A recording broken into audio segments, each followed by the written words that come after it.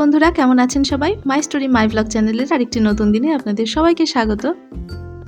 আজকে আমি আমার সহজ সরল ক্লিনিং কিছু রুটিন আপনাদের সঙ্গে শেয়ার করব, যাতে করে আমার ঘর সবসময় মোটামুটি ক্লিন থাকে এবং ডাস্ট ফ্রি থাকে। আসলে আমাদের এই ঘর গোছানো আর পরিষ্কার করার ডিউটিটা এটা কোনো সাপ্তাহিক ডিউটিও না, মান্থলি ডিউটিও না, প্রতিদিনই করতে হয়। তাই এই একই রকম কাজ যখন প্রতিদিনই করতে হয়, তখন নিজেও একটু প্ল্যান করে নিতে হয়, যাতে করে কাজগুলো আমাদের কাছে খুব বোঝা না হয় এবং একঘেয়েমিও না মনে হয়। তো আমার ক্ষেত্রে আমি যখন ক্লিনিং করি সেই টাইমটা আমি বেছে নিয়েছি। আমার মেয়ে স্কুলে যাওয়ার পরেই আমি সময়টা ফাঁকা পাই, আর তখনই আমি ক্লিন করি। প্রত্যেকেরই ক্লিনিং রুটিন ক্লিনিং টাইমটা আলাদা হতে পারে। অনেকের সকালবেলায় ক্লিনিং করে নেন, বা অনেকে স্নানের আগে করেন, যার সুবিধে মতন। আসলে আমাদের ফ্যামিলি মেম্বারদের উপর অনেকটা ডিপেন্ড করে। তারা যখন নিজের কাজে বেরিয়ে যায়, তখনই আমরা নিজের ক্লিনিংটা শেয়ার করতে পারি, কারণ আগে তো রান্নাবান্না করে দিতে হয়। তাই রান্নাবান্নার কাজ এবং ফ্যামিলি মেম্বারদের কাজ অনুসারে নিজেদের কাজগুলো সেট করতে হয়। তো এখানে আমার মেয়ের স্কুলে যাওয়ার সময় হয়ে গেছে, তো আমি ওকে রেডি করে দিলাম। আর এত গরম পড়েছে, তবুও চুল কাটতে চাইছে না। ও নাকি চুল বড় করবে, বড় বলতে অনেকটা লম্বা করবে। তো এই বয়সে বেশি বড় চুল করা ওর পক্ষে কতটা সুবিধাজনক জানি না, কিন্তু আমার পক্ষে খুব অসুবিধাজনক, কারণ ওগুলো যত্নআত্তি তো আমাকেই করে দিতে হবে। কিন্তু বাচ্চাদের জোর করেও চুল কাটতে পারবেন না, তাহলে কান্নাকাটি শুরু করে দেবে। তো যাই হোক, ওর এখন ভ্যান আসার সময় হয়ে গেছে, তো আমি ওকে এখন নিচে নিয়ে যাচ্ছি। তারপরে আমি আমার ক্লিনিং রুটিনে চলে আসলাম। ক্লিনিংয়ের ক্ষেত্রে আমার প্রথম যেটা কাজ থাকে সেটা হচ্ছে আমার বেডরুম ক্লিন করা। বেডটা তো যখন আমার মেয়ে ঘুম থেকে ওঠে তখনই আমি গুছিয়ে নিই, কিন্তু ড্রেসিং টেবিলটা সবসময় গোছানো হয় না। তো যখন একটু বেশি ধুলো পড়ে যায়, তখন তো একটু জিনিসপত্র সরিয়ে পরিষ্কার করতে হয়। আর দেখতেই পাচ্ছেন টেবিলটার উপরে কেমন সাদা ধুলো পড়েছে। তো ওই জন্য আমি একটু ঝেড়ে পরিষ্কার করে নিচ্ছি। আসলে আমাদের মতন মিডল ক্লাস ফ্যামিলিতে আমরা ডাইনিং রুমে বা লিভিং রুমেই কতটা বসে থাকি। বেশিরভাগ সময়ই আমরা মনে হয় বেডরুমেই কাটাই। ওইজন্য বেডরুমটা যদি গোছালো না মনে হয় না, আর ধুলোবালি থাকে, তাহলে কেমনই লাগে। আমার যে কাজের রুটিন সেটা আর ৫ টা সাধারণ হাউসওয়াইফদের মতনই, এক্সট্রা অর্ডিনারি কিছু না। কিন্তু এই জিনিসগুলোই সাধারণ যে সমস্ত সহজ সরল কাজগুলো, যেগুলো পড়ে থাকে আমাদের অবহেলার জন্য, কিছুটা অলসতার জন্য বলতে পারেন, যার জন্য আমাদের ঘর অগোছালো মনে হয়। তো একটা জিনিস যেটা আমাদের করতে হয় সবসময়, সেটা হচ্ছে কোনো কাজে অলসতা না করা। যেটা করব বলে ঠিক করবেন সেটা সেই দিনই করে নেওয়ার চেষ্টা করবেন। আমি তো অন্ততপক্ষে এই রুটিনটা ফলো করি, যে আজকে সকাল থেকেই আমি শুরু করে দিই যে কী কাজ আমি করব, মাথার মধ্যে একটা প্ল্যান থাকে।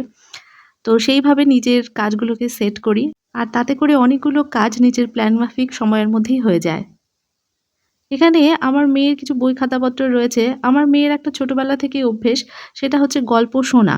ছোটবেলা থেকেই ও গল্প শুনতো আমাদের মুখে, আর এখন গল্প পড়তে ভালোবাসে। এখন একটু রিডিং পড়া শিখেছে তো, ওইজন্য ছোট গল্পের বই, যে গোপাল ভাঁড় পঞ্চতন্ত্রের গল্প, টুনটুনির গল্প, এই গল্পের বইগুলো কিনে রাখি, আর রাতে ঘুমানোর সময় ওইগুলো ঠিক নিজে নিয়ে পড়তে শুরু করে দেয়। আর এই বাক্সটার মধ্যে দেখুন আমি চার্জার রাখলাম। এখানে আমি চার্জার, হেডফোন ওগুলো রাখি, যাতে করে চার্জার, হেডফোনগুলো বাইরে থাকলে তো দেখা যায় চোখের সামনে কেমনই তারগুলো অগোছালো হয়ে থাকে। ওইজন্য ওই বাক্সটার মধ্যে রেখে দিই, যাতে হাতের কাছে পাওয়াও যায়, আবার সহজে চোখের সামনে নাও দেখা যায়। তারপরে আমি এই যে এইখানকার কিছু ডাস্ট ক্লিনিং করে নিচ্ছি হালকা হাতেই। আসলে আমাদের ঘরের এমন কর্নার আছে যেখানে সহজেই চোখ পড়ে। মানুষ আসলে সহজেই সামনে যে জিনিসটা থাকে সেখানে চোখ পড়ে যায়। তো সেই জায়গাগুলো আমি সবসময় চেষ্টা করি মোটামুটি ডাস্ট ফ্রি রাখার জন্য। আসলে সবকিছু কর্নার কিন্তু আপনি প্রতিদিন কা ক্লিন করতে পারবেন না। এটা সম্ভব না। হয়তো পার্ট করে করলেন, ততদিনে অন্য কোনো একটা জায়গা কিন্তু ধুলো পড়েই যায়। ওইজন্য সবকিছু তো আর একদিনে বা সবসময় একই কাজ, পুরো বাড়ির ক্লিনিং তো একদিনে করা সম্ভব না। আর প্রতিদিনও করা সম্ভব না। পার্ট করেই করতে হয়। কিন্তু বেসিক্যালি আমার যেটা মেইন লক্ষ্য থাকে, সেটা হচ্ছে বাড়িতে লোকজন এলে অন্তত সামনের দিকটা যাতে একটু পরিষ্কার পরিচ্ছন্ন থাকে। কারণ চোখের সামনে যে জিনিসগুলো থাকে, সেগুলো যদি ধুলো পড়ে থাকে, অগোছালো থাকে, তাহলে কিন্তু খারাপ লাগে। আর এই যে আমার বেসিনটা, ওয়াশ বেসিনটাও আমার ডাইনিং প্লেসের সাথেই আছে। তো এই জায়গাটাও আমি একটু পরিষ্কার করে নেওয়ার চেষ্টা করি। আপনারা তো জানেন যে ওয়াটার মার্ক, কলের মধ্যে যে ওয়াটার মার্ক পড়ে, সেটা পরিষ্কার করার জন্য আমি টুথপেস্ট ব্যবহার করি। তো টুথপেস্টটা একটু সময় মাখিয়ে রেখেছি। তো তাতে করে কিন্তু ওই স্টিল থেকে ওয়াটার মার্কগুলো খুব ভালোভাবে পরিষ্কার হয়ে চকচকে হয়ে যাবে। আর বেসিনটাও ভালো করে পরিষ্কার করে নিলাম ব্রাশ দিয়ে। আসলে আমাদের ওয়াটারমার্ক পড়ে কেন জানেন তো? যখন আমরা হাত ধুই বা কল ব্যবহার করি তখন নিজেদের হাতের জলটাই লেগে থাকে। তখন যদি শুকনো রাখা যায়, কোনো কাপড় যদি কাছাকাছি রাখা যায় আর সেটা দিয়ে যদি মুছে রাখা যায় ট্যাপ কল, তাহলে কিন্তু ওই ওয়াটারমার্ক পড়ে না। কিন্তু সবসময় তো আর সেটা করা যায় না। আর সেটা আপনি না হয় বুঝতে পারলেন, কিন্তু সবাই তো আর সেই কাজ করবে না। ওইজন্য টুথপেস্ট ব্যবহার এটা আমি এক জায়গায় দেখেছিলাম আর এটা দেখে আমি খুব ভালো রেজাল্ট পেয়েছি। যার জন্য আমার দোকান থেকে কিছু কিনতে হয়নি, যে ওয়াটারমার্ক রিমুভ করার জন্য কোনো কিছু লিকুইড কিনতেও হয়নি। আর এখানে দেখুন এই যে ট্যাপটা এখন পরিষ্কার করে নিয়েছি আর এখন কিন্তু বেশ চকচকে লাগছে। আর এই যে অ্যাগ্লোনিমাটা যেটা আমি জলে বসিয়েছিলাম কিছুদিন আগে, ওটাতে ছোট্ট একটা শিকড় গজিয়েছে। এখন যদি মাটিতে বসিয়ে দিই তাহলে গাছটা বেঁচে যাবে। কিন্তু মাটিতে আর লাগাবো না। দেখি জলে যে কয়দিন ভালো থাকে সে কদিন থাকলেই হলো। কারণ মাটিতে অনেকগুলোই লাগিয়েছি। আর ছোট, ছোট টবও আমার এখন খুব একটা নেই। ওইজন্য আর মাটিতে লাগালাম না। আমার একটা অভ্যেস আছে, সেটা হচ্ছে আমার ঘরের জিনিসপত্র আমি সরিয়ে, সরিয়ে পরিষ্কার করি। কারণ এক জায়গায় যদি মোটামুটি কিছুদিন থেকে যায় তাহলে তার পেছন দিকটা দেখবেন যে ধুলো পড়ে যায় বা তলার দিকটা নোংরা পড়ে যায়। তো ওইজন্য আমি সবকিছুই চেষ্টা করি যে জায়গাটাকে সরিয়ে দিয়ে তারপরে রাখতে। যেমন ওই যে আমার মেয়ের বই খাতাপত্র রাখার যে জিনিসটা আছে তো সেটা ওই সাইডে ছিল, ওটাকে সরিয়ে আমি এখানে নিয়ে আসলাম। এখন এখানে কয়েকদিন থাকবে, ওই জায়গাটা কয়েকদিন মোছা পড়বে। তাহলে ওইটা আবার ক্লিন হয়ে যাবে। তো এরকম সরিয়ে, সরিয়ে মুছি। তো সোফাটাও মাঝে, মাঝে একটু এদিক ওদিক করে সরিয়ে নিয়ে মুছে আবার জায়গা মতন রেখে দিই। কারণ সোফাটা আমার অন্য জায়গায় রাখার মানে সেরকম জায়গা নেই। তো এখানে মেয়ের বই খাতাপত্র গুছিয়ে রাখছি। বাড়িতে বাচ্চা থাকলে এই জিনিসটা সবথেকে আপনাদের ঘর নিশ্চয়ই এলোমেলো করবে। সেটা হচ্ছে বাচ্চাদের বই খাতাপত্র আর খেলনা। তো সেটা বাচ্চাকে তো অবশ্যই আমি শেখাই যে নিজের হয়ে গেলে কাজকর্ম বা পড়াশুনো হয়ে গেলে জায়গা মতন গুছিয়ে রাখা। কিন্তু যেহেতু ওরা ছোট তো সবসময় তো আর পারে না। তাড়াহুড়ো করে স্কুলে চলে গেল। তো বাকি কাজ, বাকি গোছানোর কাজটা আমার ঘাড়েই চাপলো। ওইজন্য আমি এই যে বইপত্র যা ছিল মোটামুটিভাবে রেখে দিলাম। আর এই ডেস্কটার উপরের জায়গাটাও দেখছেন কেমন ধুলো পড়েছে। তো এটা জল দিয়ে, প্লাস্টিকের যেহেতু জল দিয়ে ভালো করে ধোয়াও যায় আবার ভেজা কাপড় দিয়ে মোছাও যায়। তো আজকে আমি একটু ভেজা কাপড় দিয়ে মুছে নিলাম। আসলে আমি আমার ক্লিনিং রুটিনের দুটো জিনিস আমি অবশ্যই প্রতিদিনই ফলো করি। সেটা প্রথমত যেটা, সেটা যেকোনো একটা পার্ট আমি ভালোভাবে ক্লিন করি। যেটা আজকে দেখলেন যে আমি ওয়াশ বেসিনটা ভালোভাবে ক্লিন করলাম। এরকম ওয়াশ বেসিন যদি না করি তাহলে অন্য কোনো একটা যেকোনো পার্ট ঘরের আ ঝুল ঝাড়াই হোক বা ব্যালকনি হোক, কোনো না কোনো ক্লিনিং আমি ভালো মতন করি। তো আরেকটা যে কাজটা করি সেটা হচ্ছে আমি কাপড় কাচার কাজটা করি। আসলে আমার তো ওয়াশিং মেশিন নেই, হাত মেশিনেই কাচতে হয়। ওইজন্য প্রতিদিনের ব্যবহার্য জামাকাপড়ই হোক আর যাই হোক, প্রতিদিনই কিছু না কিছু কাপড়-চোপড় থাকে। কিন্তু আজকে সেরকমভাবে জামাকাপড় নেই কাচার মতন। ওইজন্য ভাবলাম যে জানলার পর্দাগুলো খুলে নিই, এগুলো কেচে দেবো। কিন্তু তাই বলে আমি কিন্তু আমার বাড়ির সবগুলো পর্দা একদিনে কাচবো না। কারণ একদিনে আমি সমস্ত কাজ করি না। যতটুকু আমার দ্বারা আমার শরীরের পক্ষে সম্ভব ততটুকুই করি। কারণ একদিনে যদি আমি সমস্ত ক্লিনিং আর অনেক কাচাকাচি করি তাহলে স্বাভাবিকভাবে আমার অন্য কাজে এনার্জি থাকবে না। ওইজন্য পার্ট, পার্ট করে অল্প, অল্প করে প্রতিদিন কিছু না কিছু কাজ করি। যার জন্য আমার ঘর সবসময় দেখবেন যতটুকু আপনারা দেখতে পান আমার ভিডিওতে মোটামুটি ক্লিনই থাকে। আর কি বলুন তো, আমাদের ঘরবাড়ি পরিষ্কার করার জন্য একটা জিনিস আমাদের সবথেকে বেশি প্রয়োজনীয় যেটা, সেটা হচ্ছে আমাদের এনার্জি। কাজের এনার্জিটা দরকার। আপনি যতটুকুই কাজ করুন না কেন, ফুল এনার্জি নিয়ে করবেন। যদি নিজেদের শরীর ভালো থাকে, মন ভালো থাকে, তাহলে অটোমেটিক শরীরে এনার্জি আসে। আর কাজকর্ম করতেও কোনো অসুবিধা হয় না। সুতরাং সবসময় এমনভাবে নিজেকে এনার্জেটিক রাখবেন, নিজেকে ফুর্তিলা রাখবেন, যাতে করে সমস্ত কাজগুলো আপনি হাসিমুখে করতে পারেন, যাতে কোনো প্রেশার না পড়ে। আর যদি জোর করে প্রেশারাইজ করে কাজ করতে হয়, তাহলে কিন্তু তখন মেজাজ খিটখিটে হয়ে যায়।